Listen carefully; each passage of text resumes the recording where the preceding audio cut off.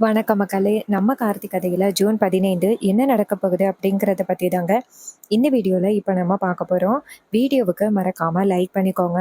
நீங்க லைக் பண்றது தான் எங்களுக்கு அடுத்தடுத்து வீடியோ போடுறதுக்கு ரொம்பவே இன்ட்ரெஸ்டிங்கா இருக்கும். ஸோ மறக்காம லைக் பண்ணிட்டு இந்த வீடியோவ தொடர்ந்து பாருங்க. என்ன நடக்குது அப்படின்னு பார்த்துக்கிட்டிங்கன்னா, நம்ம ஈஸ்வரி அப்புறம் வீட்ல உள்ள எல்லாருமே சேர்ந்து மண்டபத்துக்கு கிளம்புறாங்க.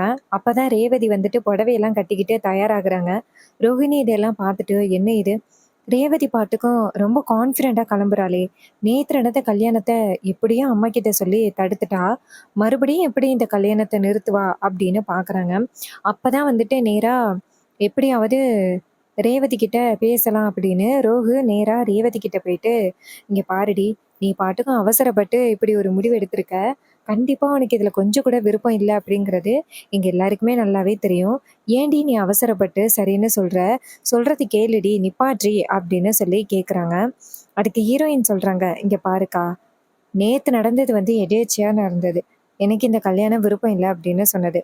ஆனா இன்னைக்கு பாரு, அவர் தான் வந்துட்டு என் கழுத்துல தாலி கட்டுவாரு. அதான் நடக்கும், நீ வேணும்னா பாரு" அப்படின்ட்டு.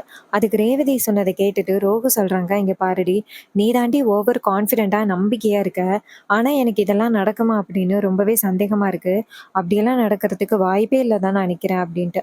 அதுக்கு ஹீரோயின் சொல்றாங்க, "இங்க பாருக்கா, எனக்கு வந்துட்டு அவர் மேல முழு நம்பிக்கை இருக்கு. அவர் கடைசி நேரத்துல வந்து இந்த கல்யாணத்த நிப்பாட்டுவாரு" அப்படின்னு. உடனே ரோகு சொல்றாங்க, "இங்க பாரு, நீ ரொம்ப நம்பிக்கை வைக்கிற. ஒருவேளை அப்படி நடக்காம போயிட்டு அப்படின்னா என்ன பண்ணுவ?" அதுக்கு ரேவதி சொல்றாங்க, "அக்கா, அவரு கண்டிப்பா வந்து இந்த கல்யாணத்த நிறுத்துவாரு. நீ வேணும்னா பாருக்கா" அப்படின்னு சொல்லிட்டு அந்த இடத்துலேருந்து போறாங்க. ரோஹி இத பார்த்துட்டு ரொம்பவே கவலைப்படுறாங்க. அப்ப ரேவதி அங்கேருந்து வந்துட்டு அவங்க அம்மா கிட்ட, "அம்மா, நான் ரெடி ஆயிட்டேன்" அப்படின்னு சொல்ல, ஈஸ்வரி சொல்றாங்க, "சரி வாங்கம்மா" அப்படின்ட்டு கிளம்புறாங்க. அப்ப அந்த மருது இருக்கான்ல, அவன் நேரா ரேவதிய பார்த்துக்கிட்டு, "டேய், உன்ன கல்யாணம் பண்றதுக்காக நான் என்னலாம் பண்ண வேண்டியது இருக்கு? இந்த கல்யாணம் மட்டும் முடியட்டும்டி, உனக்கு இருக்கு" அப்படின்ட்டு பேசுறாங்க. அதுக்கப்புறம் நேரா கார்ல ஏறிட்டு மண்டபத்துக்கு வராங்க. அப்ப ரேவதியும் அவரும் தான் வந்து அந்த மண்டபத்துக்கு வராரு. இத பார்த்துட்டு ஈஸ்வரிக்கு செம்ம ஹாப்பியா இருக்கு. நான் நினைச்சது நடக்க போகுது அப்படின்னு. அப்பதான் வில்லி நேரா அவங்க அக்கா கிட்ட, "அக்கா, எப்படியோ நம்ம நினைச்ச மாரி இந்த கல்யாணம் நடக்க போகுது. எதுக்கும் நீ உஷாரா இருக்கணும். அந்த டிரைவர் பையன் கண்டிப்பா ரேவதிய விட்டு குடுக்கறதுக்கு வாய்ப்பே இல்ல. அவன் கண்டிப்பா இங்க வரதுக்கு நெறைய வாய்ப்புகள் இருக்கு. அக்கா, நம்ம தான் அக்கா எப்படியாவது வந்து கொஞ்சம் உஷாரா இருக்கணும். அவன் கடைசி நேரத்துல வந்து ஏதாவது ஒரு பிரச்சனைய உண்டாக்கி ரேவதியோட கல்யாணத்த அவன் நடத்திட்டான்னா என்ன பண்றது? அதுக்கப்புறம் நம்ம ஏமாந்த மாரி ஆகிரும். என்ன நடந்தாலும் சரி, அவன் இந்த கல்யாணத்துல வந்து இடையில வரவே கூடாதுக்கா" அப்படின்னு சொல்லி பேச, ஈஸ்வரி சொல்றாங்க, "இங்க பாருடி, இன்னைக்கு நான் நினைச்சது தான் நடக்கும். நீ கவலைப்படாத. நான் நினைச்ச மாரி அந்த மருதுக்கும் ரேவதிக்கும் தான் கல்யாணம் நடக்கும். அதுல எந்தவித மாற்றமும் இல்ல" அப்படின்னு பேசுறாங்க. அப்ப வில்லி நினைக்கிறாங்க, "அடியே, இவங்க 2 பேரோட கல்யாணம் முடியட்டும்டி. அதுக்கப்புறம் நான் யாரு அப்படிங்கிறத காமிக்கிறேன்டி" அப்படின்னு அந்த வில்லி நினைக்கிறாங்க. அப்புறமா ரேவதி வந்துட்டு நேரா அந்த ஹால்குள்ள வராங்க. அங்க வந்ததும் வந்துட்டு அங்க விளக்கெல்லாம் கொண்டாந்து வைக்க சொல்றாங்க. ரேவதி விளக்கெல்லாம் கொண்டு போய் வச்சுட்டு சாமி கும்பிடுறாங்க. ஈஸ்வரி இதையெல்லாம் பார்த்துட்டு சந்தோஷப்படுறாங்க. எல்லாமே நம்ம நினைச்ச மாரி ஸ்மூத்தா நடந்துகிட்டு இருக்கு. ஒருவேளை அந்த டிரைவர் பையன் வந்துட்டான்னா என்ன பண்றது அப்படின்னு ஒரு பக்கம் மனசுல பயமும் இருக்கு. அப்ப பாட்டி வந்துட்டு வீட்ல என்ன பண்றாங்கன்னா, ரொம்ப சோகத்துல உட்காந்துருக்காங்க. ஹீரோ அந்த இடத்துக்கு வராரு. வந்துட்டு பாட்டிய பார்த்து, "பாட்டி, என்னாச்சு? உங்க முகமே சரியில்லையே" அப்படின்னு. பாட்டி சொல்றாங்க, "ஐயா பேராண்டி, எப்படிய்யா வந்துட்டு நான் சந்தோஷமா இருக்க முடியும்? அந்த ஈஸ்வரி அவ இஷ்டத்துக்கு ரேவதிய வேற யாருக்கோ கல்யாணம் பண்ணி வைக்கிறதுக்காக இப்படி பிளான் பண்ணிக்கிட்டு இருக்கா. என்னடி பண்றது?" அப்படின்னு சொல்லி கேட்குறாங்க. அதுக்கு ஹீரோ சொல்றாரு, "இங்க பாருங்க பாட்டி, என் மேல உங்களுக்கு நம்பிக்கை இருக்குல்ல. நான் எப்படி ரேவதிய இன்னொருத்தருக்கு கல்யாணம் பண்ணி வைக்கிற வரைக்கும் பார்த்துக்கிட்டு இருப்பேன்? ரேவதி என்னோட ஒய்ஃப். அவள என்னைக்குமே நான் பிரியவே மாட்டேன். அவ எனக்கு ரொம்ப பிடிக்கும். அவள விட்டு நான் எங்கேயுமே போக மாட்டேன். கல்யாணம் நடக்க போறது எனக்கும் ரேவதிக்கும் தான். அதுல எந்தவித மாற்றமும் இல்ல. நீங்க கவலைப்படாதீங்க" அப்படின்னு சொல்ல, பாட்டி சொல்றாங்க, "சரியா, உன் மேல எனக்கு முழு நம்பிக்கை இருக்கு. நீ கல்யாணத்த பண்ணுவ அப்படின்னு. அந்த நம்பிக்கையில தான்யா நான் இருக்கேன்." அப்ப அப்ப ஹீரோ சொல்றாரு, "சரிங்க பாட்டி, அங்க கல்யாணம் நடக்க போகுதுல்ல, நான் போயிட்டு ரேவதிய இந்த வீட்டுக்கு மருமகளா கூட்டிட்டு வரேன் பாட்டி" அப்படின்னு சொல்லிட்டு ஹீரோ நேரா வந்துட்டு மண்டபத்துக்கு கிளம்புறாரு. அதே நேரத்துல நம்ம ரேவதி இருக்காங்கல்ல, அவங்க மண்டபத்துல இருக்கும் பொழுது அவங்களுக்கு வந்துட்டு ஒரு பொண்ணு வந்து திடீர்னு மயக்கமட்டு கீழ விழுகுறாங்க. அப்ப அவங்க அம்மாவ தேடி பார்த்தா காணோம். அவங்க அம்மா வந்துட்டு ஏதோ ஒரு முக்கியமான விஷயமா போயிட்டாங்க. அப்ப அந்த பொண்ண தூக்கிட்டு நேரா ஹாஸ்பிட்டல் வராங்க. ஹாஸ்பிட்டல்ல வந்துட்டு அந்த பொண்ண அட்மிட் பண்றாங்க. அதே நேரத்துல ஹீரோ அந்த ஹாஸ்பிட்டலுக்கு வேற ஒருத்தவங்கள பார்க்கறதுக்காக வந்திருக்காரு. அப்பதான் ரேவதி ஹாஸ்பிட்டல்ல இருக்கிறத பார்த்துட்டு ஷாக் ஆகி ஹீரோ கேட்குறாரு, "நீங்க என்ன இங்க பண்றீங்க? உங்களுக்கு கல்யாணம்ல இன்னைக்கு" அப்படின்னு. அப்ப ரேவதி சொல்றாங்க, "சார் நீங்க இங்க என்ன சார் பண்றீங்க?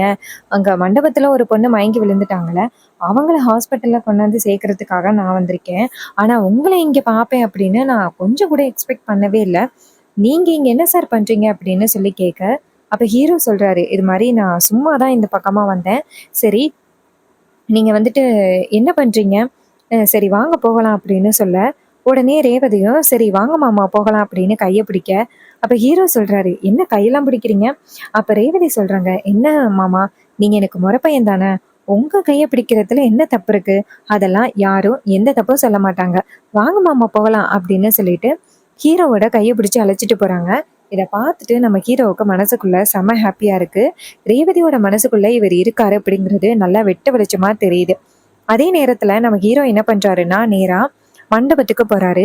2 பேரும் ஒண்ணா ஜோடியா நடந்து வராங்க. அப்பன்னு பார்த்து அந்த இடத்துல வந்து நம்ம மயிலும், நம்ம ராஜாவும் இருக்காங்கல்ல, அவங்க வந்து பார்க்குறாங்க. அவங்க 2 பேரும் ஜோடியா வரத பார்த்துட்டு செம்ம ஹேப்பி ஆவுறாங்க. மயிலு சொல்றாரு, "மாமா, இப்பதான் ஜோடி பொருத்தம் அருமையா இருக்கு. இவங்க 2 பேரும் எப்படி ஒண்ணா வராங்க? ரேவதி எங்க போனா?" அப்படின்னு. அப்ப ராஜா சொல்றாரு, "மாப்பிள, ஏதோ ஒண்ணு. அவங்க 2 பேரும் ஒண்ணா நடந்து வராங்களே, அத பார்க்கறதுக்கே எனக்கு செம்ம ஹேப்பியா இருக்கு. இது போதும் மாப்பிள" அப்படின்னு சொல்லிட்டு பேசிக்கிட்டு இருக்காங்க. அதே நேரத்துல நம்ம ஹீரோ என்ன பண்றாருன்னா, நேரா மண்டபத்துக்குள்ள வராரு. அப்போ மயில் அந்த இடத்துக்கு வந்துட்டு, "வாங்க சகல, நீங்க எனக்கு ஒரு வகையில சகல முறையில தானே வருவீங்க. வாங்க சகல" அப்படின்னு சொல்லி கூப்பிட, அப்ப ஹீரோ சொல்றாரு, "சரி, கல்யாணத்துக்கான எல்லா ஏற்பாடுகளும் நடந்துகிட்டு இருக்கா?" ராஜா சொல்றாரு, "ஆமா மாப்ள, கல்யாணத்துக்கான எல்லா ஏற்பாடுகளும் நடந்துகிட்டு இருக்கு. நீங்க வருவீங்க அப்படின்னு நாங்க கொஞ்சம் கூட எதிர்பார்க்கல." அப்ப ஹீரோ சொல்றாரு, "நான் வராமயா இந்த கல்யாணம் நடக்கும்?" அப்படின்ட்டு. அப்ப ரேவதி நேரா ஹீரோவ பாக்குறாங்க.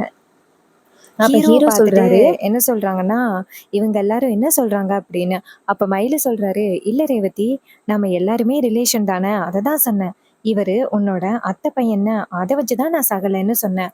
மாமாவும் மாப்பிள்ளைன்னு சொல்றாரு."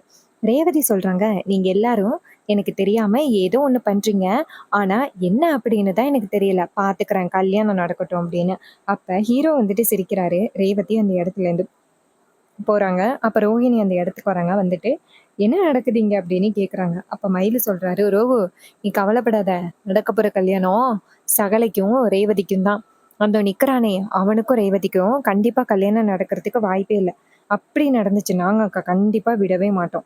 நீ எதுக்கும் கவலைப்படாத ரோகு" அப்படின்னு. ரோகு சொல்றாங்க, "இல்லங்க, என் தங்கச்சி ரொம்ப நல்லவ. அவளுக்கு இப்ப ஞாபகம் இல்ல அப்படிங்கிறதுனால தான் இவங்க எல்லாரும் இப்படி பண்றாங்க.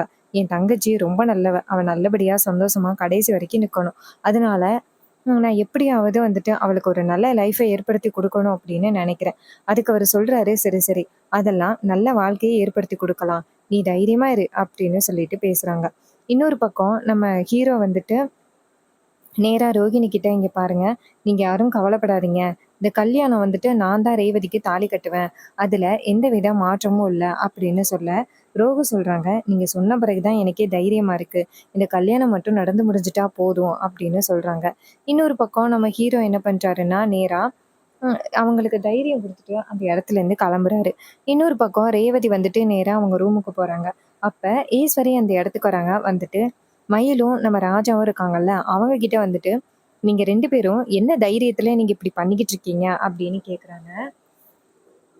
அப்ப மயிலு சொல்றாரு, "இங்க பாருங்க அத்த, நீங்க நினைக்கிற மாரியெல்லாம் இங்க எதுவும் நடக்கல. நாங்க பாட்டுக்கு சும்மா அவர்கிட்ட சும்மா தான் பேசிக்கிட்டு இருந்தோம்" அப்படின்னு. ஈஸ்வரி சொல்றாங்க, "நீங்க எல்லாரும் என்ன பிளான் பண்றீங்க அப்படின்னு எனக்கு தெரியாது அப்படின்னு நினைச்சிட்டு இருக்கீங்களா? எப்படியாவது ரேவதிய அந்த டிரைவர் பையனுக்கு கல்யாணம் பண்ணி வைக்கலாம் அப்படின்னு நினைச்சு தான் நீங்க எல்லாருமே பிளான் பண்ணி பேசிக்கிட்டு இருக்கீங்க அப்படிங்கிறது எனக்கு நல்லாவே தெரியும். ஆனா ஒரு விஷயத்த நல்லா ஞாபகத்துல வச்சுக்கோங்க. என்ன நடந்தாலும் சரி, கல்யாணம் நடக்க போறது என்னுடைய பொண்ணுக்கும் அந்த மருதுவுக்கும் தான். இந்த டிரைவர் பையன் எந்த வகையிலயுமே இடையில வரமாட்டான். இந்த கல்யாணம் கண்டிப்பா நடக்காது. நான் நினைச்ச மாரி தான் இந்த கல்யாணம் நடக்கும்" அப்படின்னு சொல்லிட்டு ரொம்பவே ஸ்ட்ராங்கா பேசிக்கிட்டு இருக்காங்க. இதையெல்லாம் கேட்டுட்டு ரொம்பவே வந்துட்டு ஷாக் ஆகுறாங்க மயிலு. ராஜா சொல்றாரு, ஈஸ்வரி நீ பண்றது தப்பு அப்படின்னு இன்னும் கொஞ்ச நேரத்துல நீயே புரிஞ்சுப்ப அப்படின்ட்டு போறாங்க. அப்போ வில்லி அந்த இடத்துக்கு வந்துட்டு, அக்கா என்னாச்சுக்கா, அவங்க எல்லாரும் ரொம்ப தைரியமா பேசிட்டு போறாங்க, என்ன நடக்குது அப்படின்னு. அதுக்கு ஈஸ்வரி சொல்றாங்க, இல்லடி, இருந்தாலும் அவங்க எல்லாருக்குமே ரொம்ப திமிரு அதிகம். இந்த கல்யாணத்தை அவங்க 2 பேருக்கும் நடத்தி வைப்போம் அப்படின்னு என்கிட்டயே சவால் விடுறாங்க. அப்போ அவங்களுக்கு எவ்வளவு தைரியம் இருக்கும் அப்படின்னு சொல்லிட்டு பேசுறாங்க. அப்போ நம்ம ஈஸ்வரி சொல்றாங்க, "இங்க பாருடி, என்ன நடந்தாலும் சரி, அந்த டிரைவர் பயல மேல நீ கண்ணு வச்சுக்கிட்டே இரு. அவன் ஏதாவது ஒரு வகையில பிரச்சனை பண்றானா அப்படின்னு கண்ணு வச்சுக்கிட்டே இரு." அதுக்கு அவங்க சொல்றாங்க, "சரிக்கா, அத நான் பாத்துக்கிறேன்க்கா, நீ கவலைப்படாத." அப்படின்னு சொல்லிட்டு தைரியம் சொல்றாங்க. ஈஸ்வரி வந்துட்டு கொஞ்சம் பதட்டத்திலே இருக்காங்க. அந்த டிரைவர் பையன் எப்படியாவது ரேவதிய கல்யாணம் பண்ணிட்டா என்ன பண்றது அப்படின்ட்டு. அதே நேரத்துல அந்த மருது வந்துட்டு நின்னுகிட்டு இருக்காரு. அப்ப ஹீரோ அந்த பக்கம் வரத பார்த்துட்டு, மருது ஹீரோவ தடுக்குறாரு. "ஏய், ஒரு நிமிஷம் நில்லு" அப்படின்ட்டு. அப்ப ஹீரோ நின்னுட்டு, "என்ன வேணும்? எதுக்காக என்ன தடுக்குறீங்க?" அப்படின்னு கேட்க, அதுக்கு அவரு சொல்றாரு, "உனக்கு எவ்வளவு தைரியம் இருந்தா நீ இந்த பக்கம் வருவ? எனக்கும் ரேவதிக்கும் கல்யாணம் நடக்க போகுது. உன்னை யாரு இந்த பக்கம் வர சொன்னது?" அப்படின்னு கேட்குறாங்க. அதுக்கு அவரு சொல்றாரு, நம்ம ஹீரோ, "ஏய், உனக்கு இந்த கல்யாணம் நடக்கும் அப்படின்னு ரொம்ப நம்பிக்கை இருக்கோ? என்ன நடந்தாலும் சரி, கல்யாணம் நடக்க போகுது எனக்கும் ரேவதிக்கும் தான். நீ தான் ரொம்ப நம்பிக்கையோட காத்துக்கிட்டு இருக்க. உன் நம்பிக்கையில எல்லாத்தையுமே பிரச்சனை ஆக போகுது பாரு" அப்படின்ட்டு. மருது சொல்றாரு, "ஏய், அத்தை வந்துட்டு எனக்கு தான் ரேவதிய கல்யாணம் பண்ணி வைக்கிறதா சொல்லியிருக்காங்க. இப்படி இருக்கையில உனக்கும் ரேவதிக்கும் எப்படிடா கல்யாணம் நடக்கும்?" அப்படின்னு பேசுறாங்க. ஹீரோ சொல்றாரு, "அதையும் பார்க்கலாமே" அப்படின்னு சொல்லிட்டு ஹீரோ பேசுறாரு. ஈஸ்வரி அந்த இடத்துக்கு வராங்க. வந்துட்டு, "என்ன நடக்குது இங்க?" அப்படின்னு கேட்குறாங்க. அப்ப அந்த மருது சொல்றாரு, "அத்தை, இந்த கல்யாணம் அவனுக்கும் ரேவதிக்கும் தான் நடக்குமா. என்கிட்டயே இவ சவால் விடுறான்." அதுக்கு ஈஸ்வரி சொல்றாங்க, "மாப்ள, அவன் சத்தம் போட்டுக்கிட்டு கிடந்தா சத்தம் போட்டுக்கிட்டும். அவன் சத்தம் போடுறதுனால அவனுக்கும் ரேவதிக்கும் கல்யாணம் நடந்துருமா? இங்க ரேவதியோட வாழ்க்கைய முடிவு பண்றது நான் தான். வேற யாரும் கிடையாது. கண்டிப்பா வந்துட்டு உங்களுக்கும் ரேவதிக்கு தான் கல்யாணம் நடக்கும். அவன் என்ன சத்தம் போட்டாலும் அதான் நடக்கும்" அப்படின்னு சொல்லிட்டு பேசுறாங்க.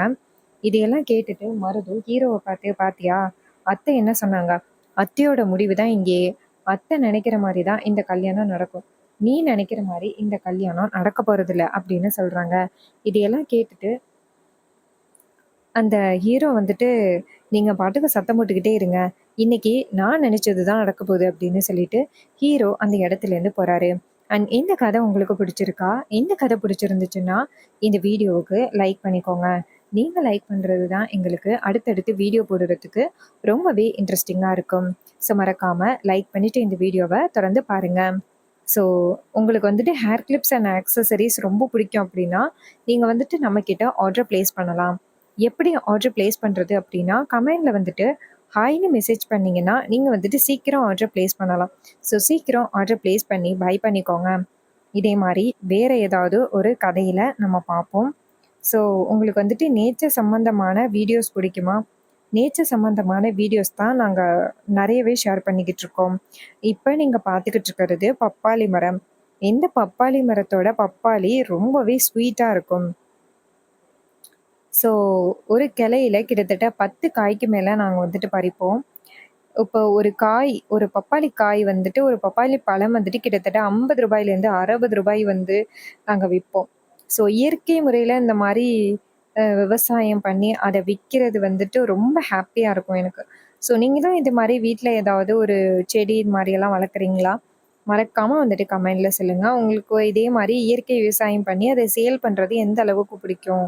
அது மட்டும் இல்லாம மத்தவங்க கிட்ட இந்த மாரி இயற்கை விவசாயம் பண்ணி அத ஷேர் பண்ணிக்கிறது எந்த அளவுக்கு பிடிக்கும் அப்படிங்கிறத கமெண்ட்ல மறக்காம உங்களோட ஒப்பீனியன சொல்லுங்க. இதே மாரி நம்ம வேற ஏதாவது ஒரு புது கதையில பார்க்கலாம். நெக்ஸ்ட் என்ன நடக்கும் அப்படின்னா, கண்டிப்பா நம்ம ஹீரோ அந்த கல்யாணத்த நிறுத்தி ரேவதியோட கழுத்துல அவர் தான் தாலி கட்டப் போறாரு. அதுதான் நடக்கப் போகுது. ஸோ இதே மாரி இன்னும் சுவாரஸ்யமான நெறைய கதைகள பார்ப்போம். தேங்க் யூ ஃபார் வாட்சிங். See you on next video.